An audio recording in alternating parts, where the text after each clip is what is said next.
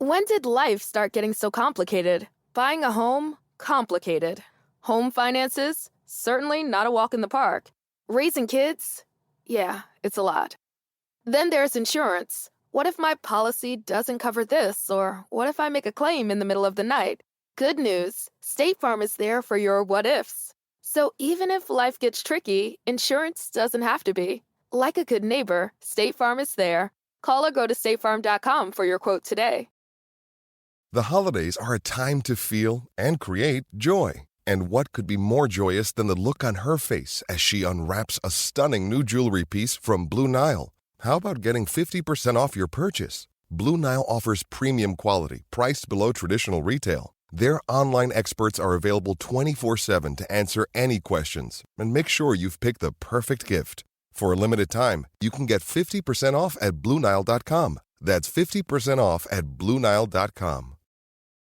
Hey parents, Greenlight is here to take one big thing off your to-do list, teaching your kids about money. With a Greenlight debit card and money app of their own, kids and teens learn to earn, save, and invest. You can send money instantly, set flexible controls, and get real-time notifications of your kids' money activity. Set up chores and put allowance on autopilot to reward them for their hard work. Then learn about the world of money together. Get 1 month free when you sign up at greenlight.com/podcast. Looking for a fun way to win 25 times your money this football and basketball season? Test your skills on Prize Picks, the most exciting way to play daily fantasy sports. Just select 2 or more players, pick more or less on their projection for a wide variety of stats, and place your entry. It's as easy as that. If you have the skills, you can turn $10 into $250 with just a few taps. Easy gameplay, quick withdrawals, and injury insurance on your picks are what make Prize Picks the #1 daily fantasy sports app. Ready to test your skills? Join the Prize Picks community of more than 7 million players who have already signed up. Right now, Prize Picks will match your first deposit up to $100. Just visit prizepicks.com/play100 and use code PLAY100. That's code PLAY100 at prizepicks.com/play100 for a first deposit match up to $100. Prize Picks, daily fantasy sports made easy. Hello, this is international football commentator Derek Ray, and you're listening to the Ranks FC podcast.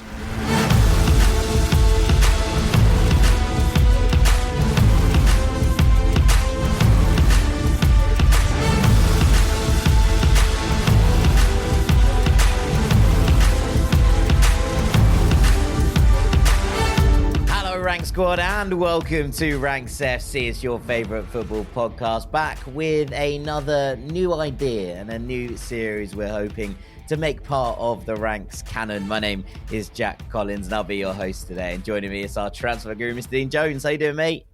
Hello, mate. Yeah, I'm good. How are you? Yeah, I'm very good. I'm excited about all these different things we're trying out and seeing what sticks and what doesn't. Yeah. But we're going to go back to a format we actually used very briefly in the BR Football Ranks days, which was quick ranks. I think the last time we did a quick rank, we were with Mike McGee in a Chicago pizza house talking about pizzas. So this is really a blast from the past. We're going to make it more football than that day, which was purely about pizzas. But we're going to talk about some fails from across 2023, some of the big opportunities missed, some of the big players that have kind of missed the boat on various things, some teams who have really, really struggled in the second half of this season in particular.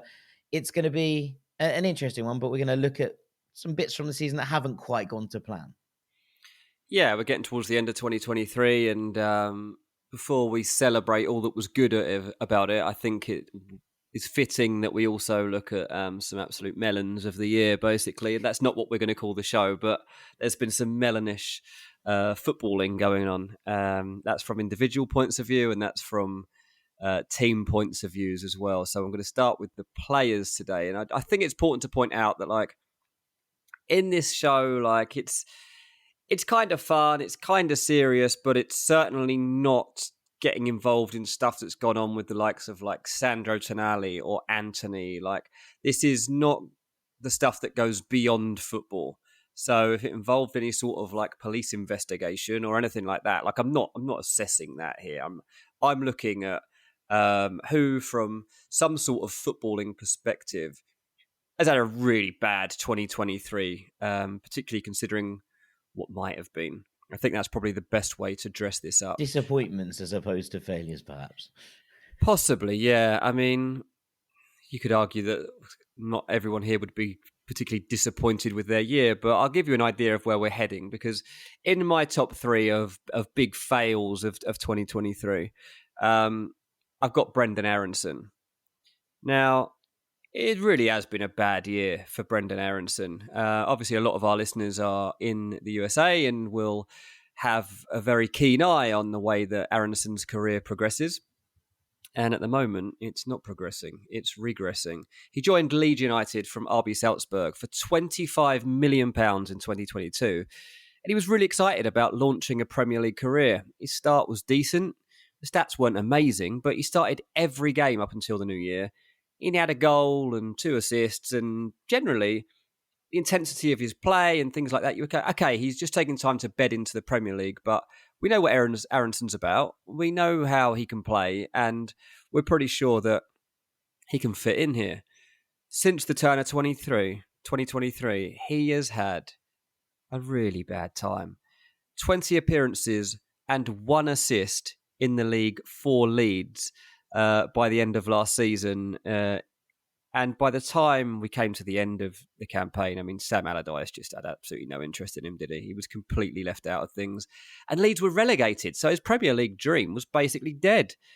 Not only that, he was out of the team. Leeds were out of the Premier League, and he was loaned out to Union Berlin.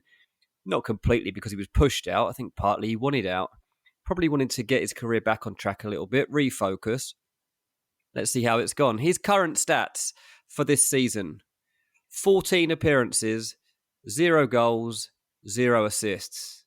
Of those 14 appearances, only 5 of them are starts at Union Berlin. This is just not good enough for where the player expected to be at this stage of his career.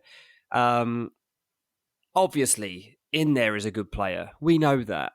But when you consider what the expectations of 2023 were, and you consider where he's at right now, his stock has plummeted. He hasn't been good enough. Some criticisms of him would be that he goes to ground too easy. Often he seems like he gets into good positions around the box, but he's too busy trying to win a free kick than he is to actually make something happen. And often at Leeds, they felt that one of the problems with him is that in those key areas of the pitch, it would often be that he would lose the ball, they'd overturn play, and actually Leeds would suddenly be on the back foot and possibly even concede a goal. Now, I don't know if there's a way back at Leeds. I don't know what happens to Brenden Aaronson from here. All I know is that 2024 needs to get off to a good start for him, because I want him to do well, and at the moment he seems to be on the floor.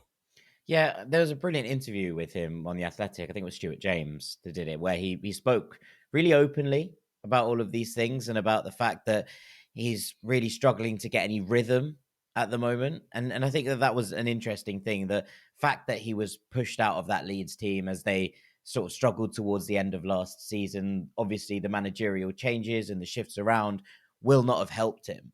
But then he was talking about, a lack of confidence and not allowing that to undermine his own self-belief, which was, kind of knocked, I think, by what happened at Leeds, not just his performances, but also, the cycle that the club found themselves in. He's been unlucky in many ways in that when he joined Union this summer, they were a club that had just qualified for the Champions League for the first time. They were a very settled unit, and he looked like he'd actually fit in really nicely with what was going there under Urs Fischer. Now, this season has been an unmitigated disaster for Union Berlin. And so when you actually look at how that's panned out, it's very much not his fault that they have been so bad. I think it was, 13 straight defeats they had at one point, then they drew with Napoli and then lost again.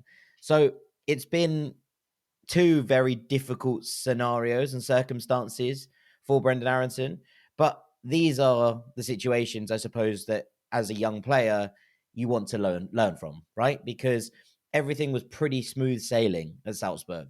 And it usually is, because they dominate the Austrian league. They are able to sort of give a good account of themselves in the Champions League without having any undue pressure on them to go and be at the very sharp end of the tournament. And then you move to a different environment in the Premier League, working with someone like Jesse Marsch, who he fit really well with and nicely in terms of the style that Marsh wanted to play. And then that's all kind of pulled from underneath your feet. And when you kind of think about all of those different elements, there's definitely sort of circumstantial mitigation to the performances that Aaronson's put in. But I think you're right. What needs to happen now is he needs to use that as a springboard and a launch pad and go, right, okay, what bits weren't working for me? What do I need to improve on? And how do I make 2024 a redemption arc here? Look, we do a redemption podcast most years and we talk about those stories about players who have redefined themselves after a tough couple of seasons. And I'd love to be talking about Brenden Aaronson, when we come to that next year. But right now it looks pretty messy. We haven't really seen what's going to be the Union future. And we don't know what that looks like because it's been the Urs Fischer system for so long. Now, how does he sort of make his mark and make a stamp on that side in the Bundesliga to start to raise that stock back up? But yeah, it's been a tough 2023. And hopefully 2024 is a better year for him. Hope so. Let's give him a bounce back rating. I've just thought of this off the top of my head while you were talking, but I think this is a good thing to put actually at the end of each of these segments. A bounce back rating out of 10 in 2024 for Brenden Aaronson. I'm going to give him a 7. I believe in him. What do you give him? Yeah, I think that's right. I'm a little bit wary in terms of I think he has the ability and talent to bounce back and work for a specific club. I think it's difficult to kind of exactly work out what that looks like for Union right now because they're a bit of a mess. But whether that is in January or whether that then comes next summer where he has to try and make that move. Look, Brenden Aaronson was linked with Fulham in the summer, and I was really excited about that. I thought that actually the way that he plays football would have really nicely fitted with what Marco Silva's trying to do at Craven Cottage. And when he went to Union, I sort of was like, well, that's fair enough. They're a Champions League club this season.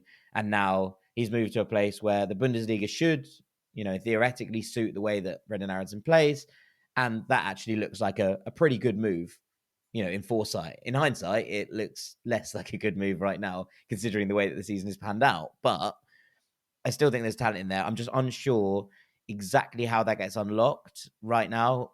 And it might take till the summer and somewhere else if things don't turn around pretty quickly at Union.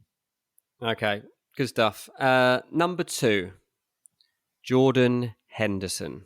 Yeah. This is very different. Now, look, he wasn't the most likely of Liverpool heroes, really, when you consider his early years. There was even a moment when Liverpool tried to send him to Fulham. Talk about Aaronson going to Fulham.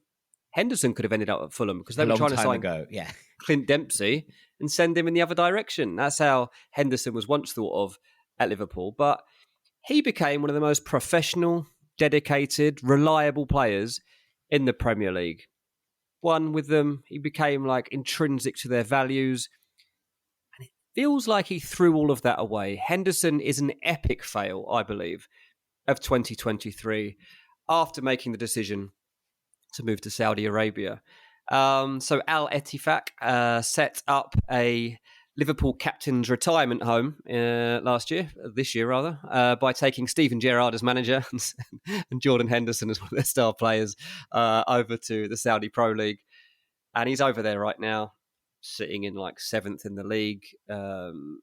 He's earning obviously ridiculous money.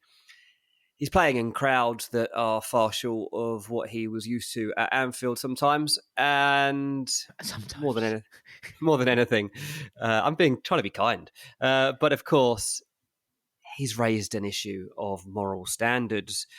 So during his time at Liverpool, he'd been a leading voice in the LGBTQ plus community, and we just go back to October 2022.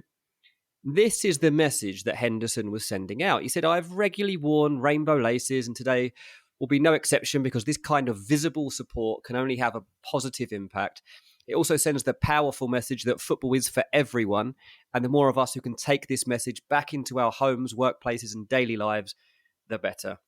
The more we can understand, the more we learn, and the more we can stand together on issues like this, the more we will move towards the kind of inclusive society that is more welcoming of everyone.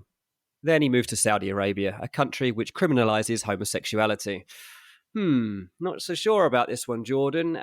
Since then, he's said that he will not risk disrespecting the religion and the culture in Saudi Arabia by wearing rainbow laces or by wearing a rainbow captain's armband.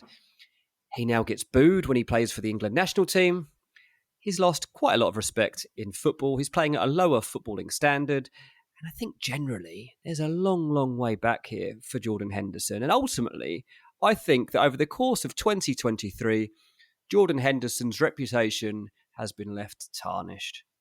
Yeah, I think it's very difficult to disagree with that. It was a really interesting interview with Blackpool's Jake Daniels, who was the first openly gay British male professional footballer, I think, Justin Fashanu, back in, the 1990s. And he said some very interesting things. He said that Henderson had messaged him when he came out. He was backing me and saying, "What proud of what you've done." Seeing him to move to Saudi Arabia, it kind of like slaps me in the face. Obviously, it was frustrating, but I guess the money pays well, and money must mean more to people.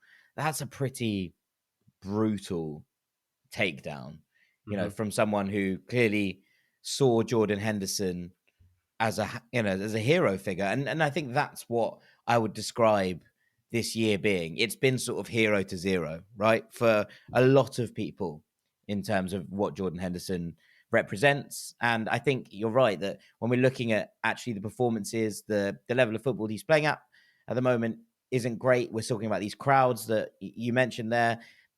Very, very few people turning out to see Al Ettifaq and Jordan Henderson. And then that kind of reception when he returns to the England national team, which has been kind of exacerbated by the fact that Gareth Southgate appears to have double standards in terms of where people are playing and what they're doing, depending on who they are. And I think that all of that in one big capsule has probably meant that Jordan Henderson's reputation is lower than, it's, been for a long, long time. And look, there are lots of different factors to this, but I don't think that anyone's going to look at that year, apart from maybe, Jordan Henderson's bank manager, and go, 2023 has been a real successful one for Jordan. I think that there are a lot of bridges burned, which are going to take a long time to build back, if indeed that's what he wants to do.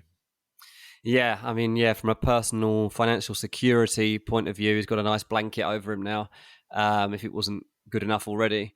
But at some point, he is going to be looking to reintegrate with the English football setup, and he's going to have to go on a big PR push to win people over, because it will not be easy. And 2023 will be the year that determined that difficulty for him. So, yeah, a long way back there for Jordan Henderson. At number one in this list, it really has come down to football. And I was thinking, right, who's the player really that stands out as somebody who looks like they were set for really big things this year, football-wise, and it just hasn't worked out. And there was one name that just stuck out a mile. It's Richarlison.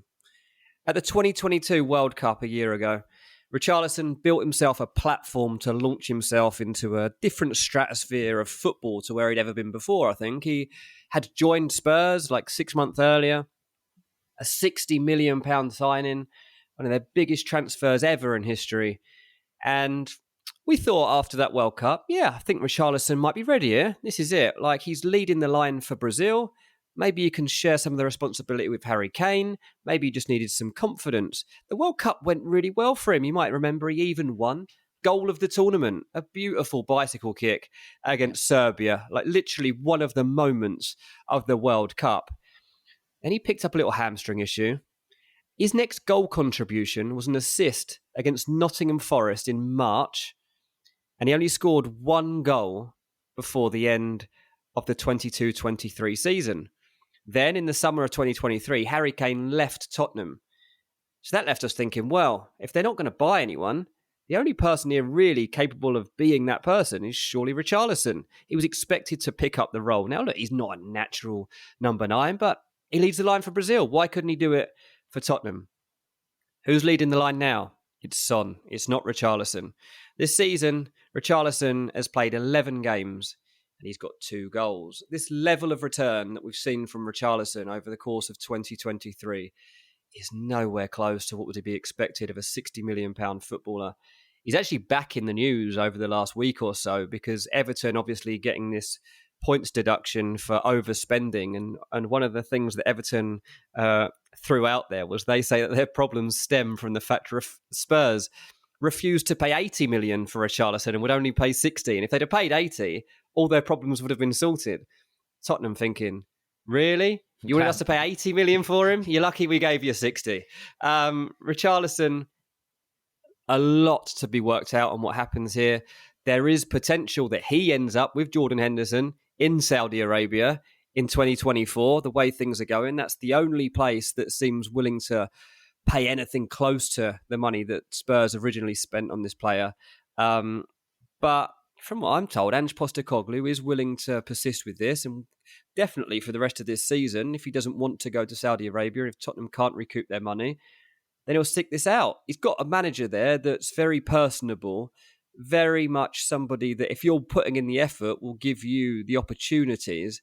But this is it for Richarlison at Tottenham. 18 months down the line, has to be considered a flop at this moment in time. But there's still a chance there because they still haven't bought a replacement for Harry Kane. And Richarlison, he's running out of time to do this. Yeah. But he could do it.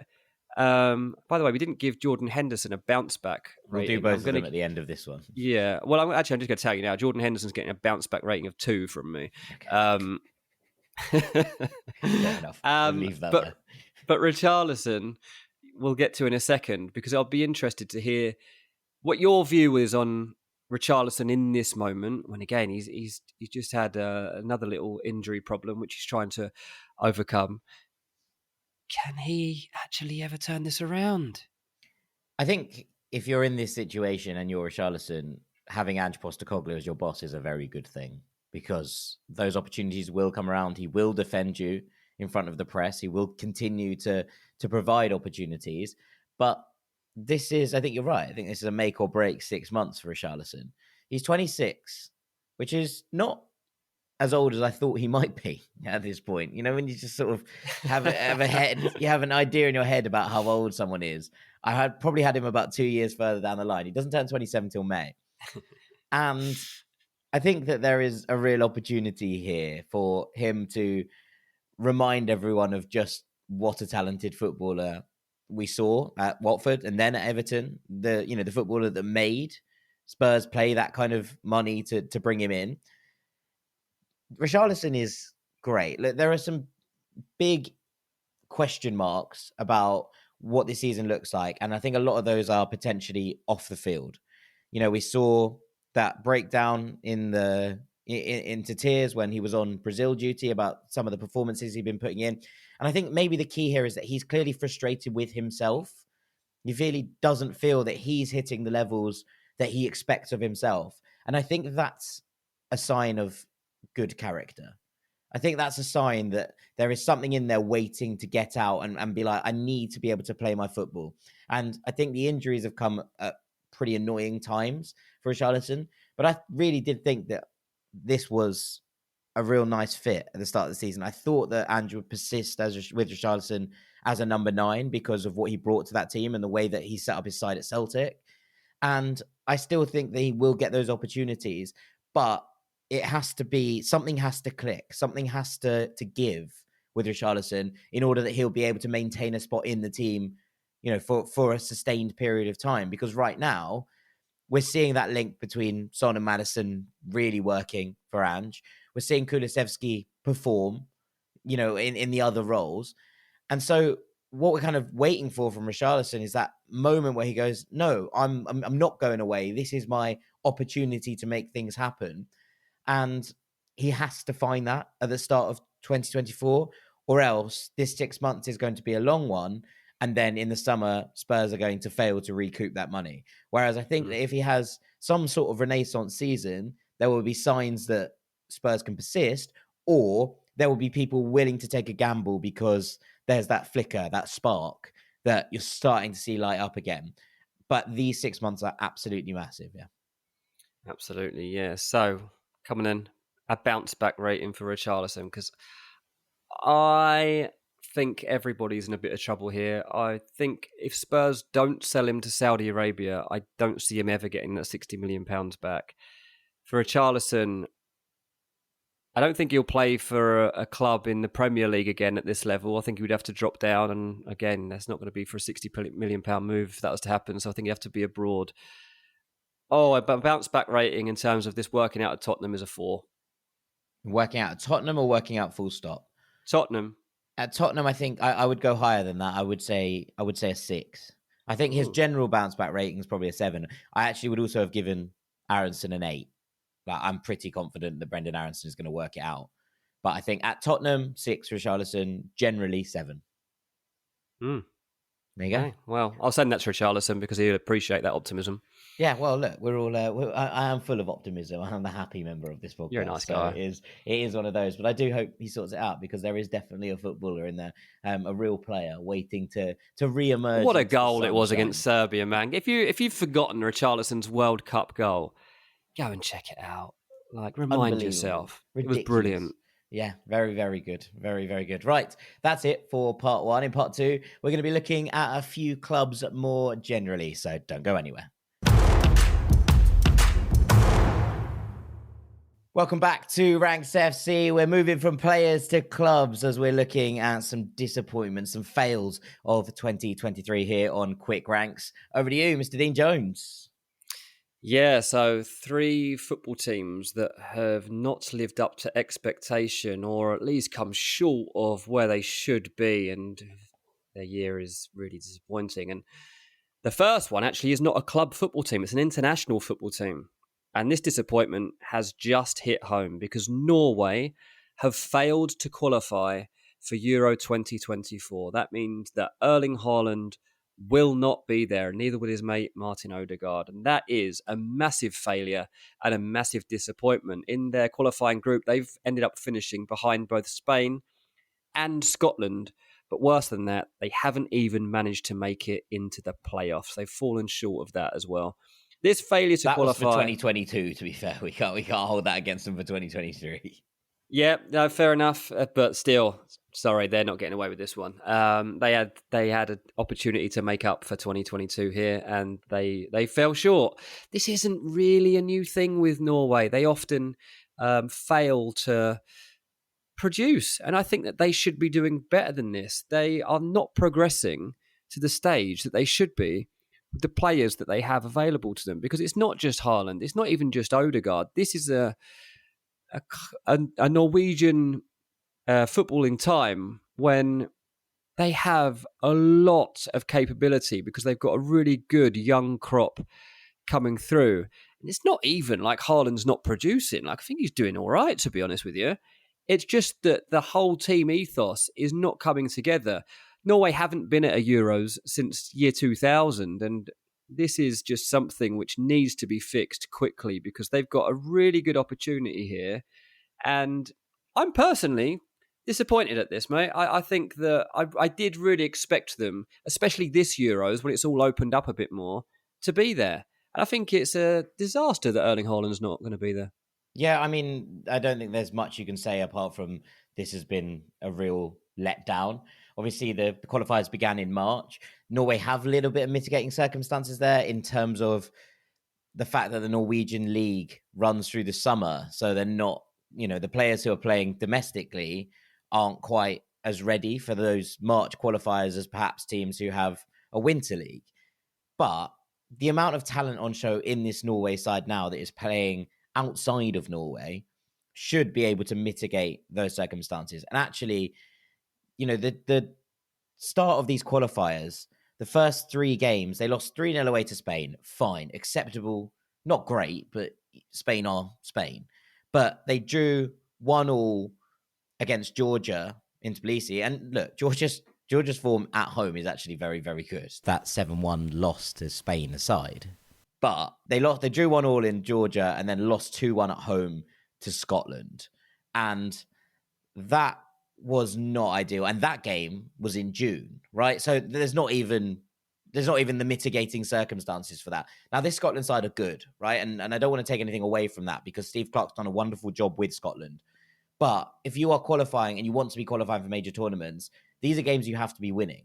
And I think it's really interesting looking at the kind of Norway population size. They're 5.5 million people. So it's a small country, right?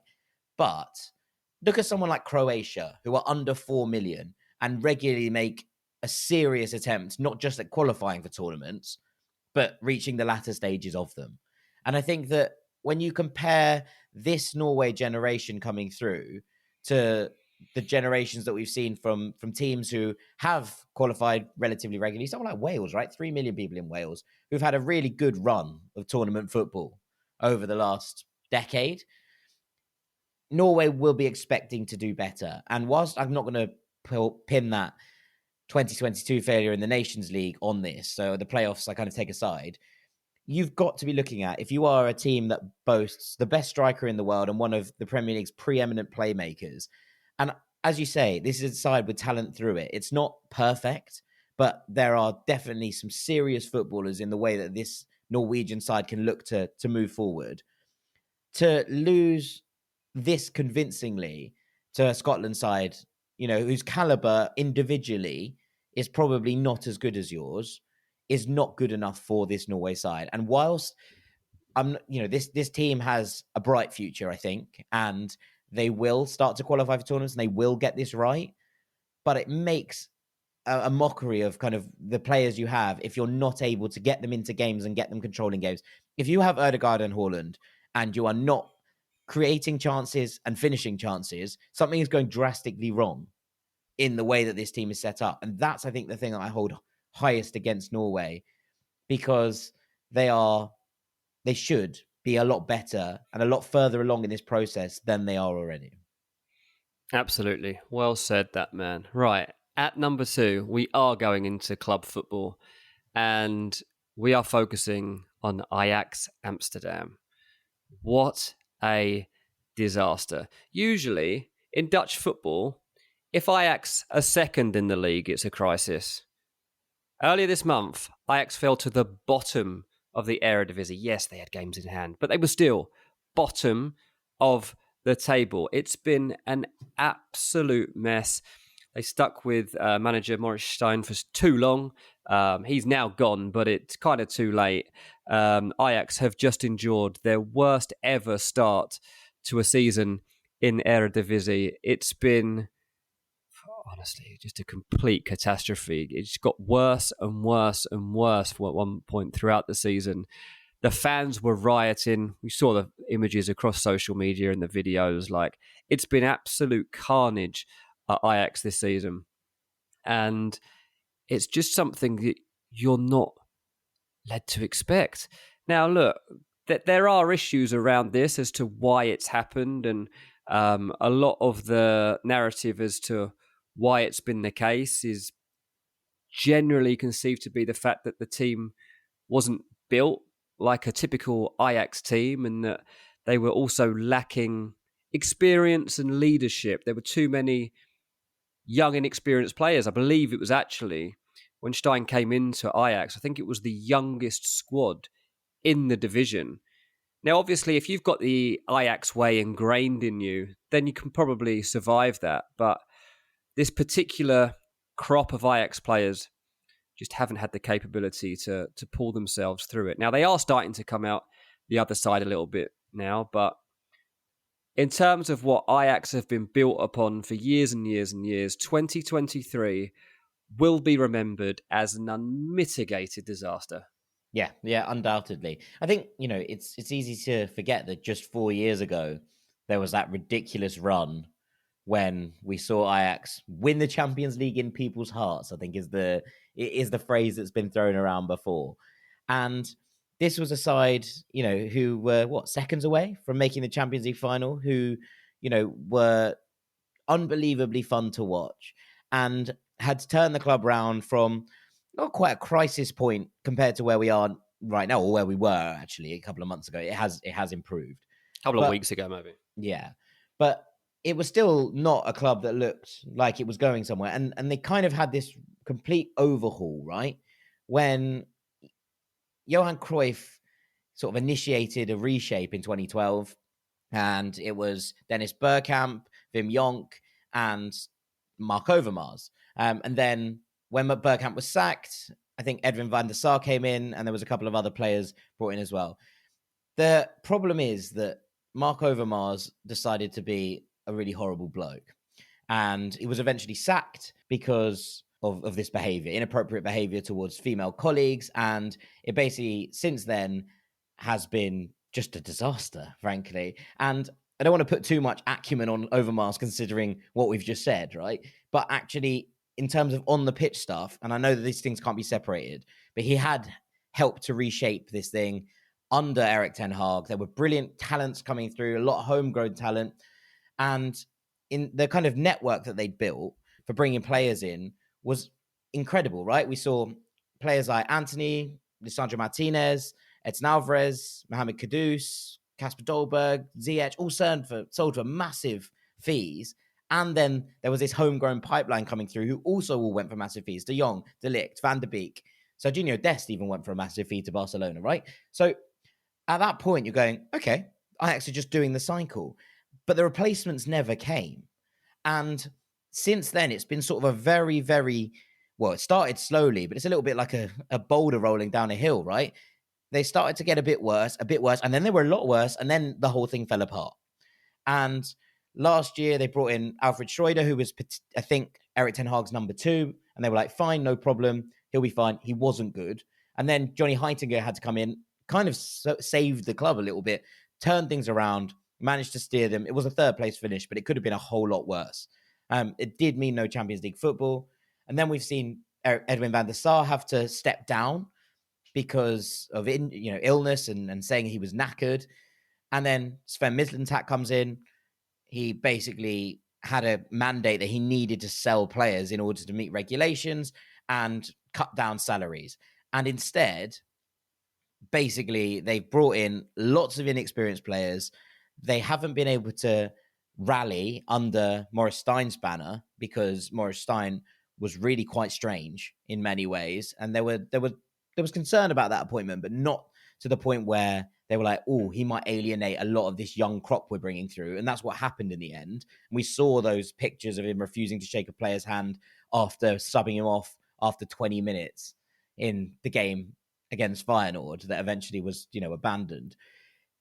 It's just all very uncomfortable. And whilst I can see Ajax steadying the ship, I can't see them turning things around properly for a little while. It's going to take a real rebuild to actually get this Ajax side firing again. And 2023, as you say, unmitigated disaster. Yeah, absolutely. In fact, I'm surprised you put anyone ahead of this because I think that this is about as tough as it gets. In terms of a crash, you're right. It is as bad as it gets. But there's only one reason I consider this team at number 1 to have had a worse year. And that's because they spent £1 billion. It's Chelsea. You can't spend £1 billion and be this bad. Can we just remind ourselves of what Chelsea have done over the course of the last year? In January, they bought Benoit Badiashile for £33 million. They spent £10 million to take João Felix on loan for a little while, literally a little while. They bought Mikhailo Mudryk, who they didn't need, for £89 million. They bought Noni Madueke for £35 million. They bought Enzo Fernandez for £106.8 million. There's others. I'm not going to list them all. But that were the main big signings of the January transfer the January window. one. I was like, you've missed Moises Of January, right? And they ended up finishing 12th in the league. 12th in the league, right? Even Fulham beat them. And then you get to the summer and you think, oh, surely they can't do that again. Do you want to bet, mate? Moises Caicedo, £115 million. Romeo Lavia, £58 million. Christopher Nkunku, £53 million. Cole Palmer, £40 million. Axel Disasi, £38 million. Nicholas Jackson, £32 million. It goes on and on and on. There are like 6-7 other signings all the way down to Jordi Petrovic, a goalkeeper they didn't really need for £14 million. Like, it has been incessant spending. Where are Chelsea right now as we record this podcast? 10th in the Premier League. That is honestly unreal. Like, look, yes, Chelsea might be finally on the verge of turning a corner. Maybe they are. Christopher Nkunku's lacing up his boots again. He's going to get out on the turf. We've seen them pick up a couple of results recently that suggest they might be about to come into form. But let's judge them, as we have to over the course of 2023 for this podcast. And they've barely won a game, mate. 8 league wins across the year up to now. In April, they went through a 6-game losing streak. Chelsea don't do that. Chelsea do not do that, especially when they have spent this much money and have an expectation to be so good. During that period, they went 9 games without a win. It was ridiculous. You would turn up and play Chelsea at Stamford Bridge expecting to win. That's how bad they were. They started to settle things out. But for everything else that you could argue will be good, it hasn't been good. And I honestly don't think even a Chelsea fan could defend 2023, because at least 9.5 months of it were rubbish. Yeah, I can accept that. I think that's fair. I do think that they are on the verge of turning a corner, and I do think that Chelsea are going to return to the top table of English football quite soon. But you're right. What do you mean by that? Do you think they're going to qualify for the Champions League this season? No, but I think they will next season. And I think they might title challenge next season. But we are where we are. And you're right. You have to only look at what we've seen across 2023. And yeah, I mean, this is it. When you get, and a lot of my very good friends are Chelsea fans, and they have been miserable for most of 2023. And I suppose that actually is the answer. Now, sometimes you have to burn the house down in order to build a new house, right? But it doesn't. You ever done that? But it doesn't change the fact that there's been a house fire, right? And I think that's the way that I would probably look at it. They might build an incredible new palace on the kind of ruins of what's gone before, but everything has been on fire at Stamford Bridge for the last 9.5 months. You're right, and the results are just starting to turn a corner. There has been an incredible amount of spending, and Chelsea have got round the regulations in some very creative ways, and I'm sure that their accountants are being paid a pretty penny to actually make that work.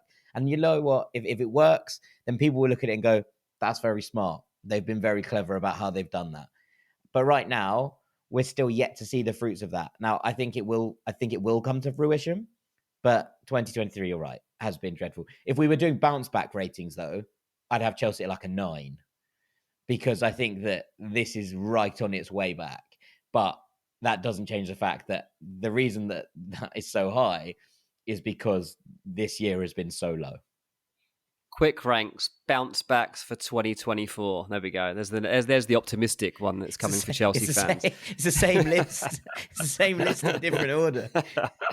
Gives us an easy episode to do in a few months' time, mate. Like, don't knock it. But there we have it. Yeah, the quick ranks, the big fails of 2023. Hope you enjoyed it. Indeed. And with that, we will bring this episode to an end. It has been shorter. It's supposed to be quick. It was supposed to be quicker than this, but we got into discussions as ever. But for now, all that's left for me to do is say thank you very much to our transfer guru, Mr. Dean Jones. Cheers, mate. I've been Jack Collins, David Parts. This has been Ranks FC Quick Ranks, looking at the big fails of 2023. We'll be back on Wednesday as ever next week with a very special surprise guest making a reappearance. 3 guesses who. But for now, thank you so much for listening. Take it easy, gang. Peace. When it comes to teaching kids and teens about money, practice makes perfect. That's where Greenlight comes in. With a debit card and money app of their own, kids learn to earn, save, spend wisely, and invest. Parents send instant money transfers, create custom chores, and automate allowance, while kids track their spending, set savings goals, and practice money skills they can use today and for life. Get 1 month free when you sign up at greenlight.com/podcast.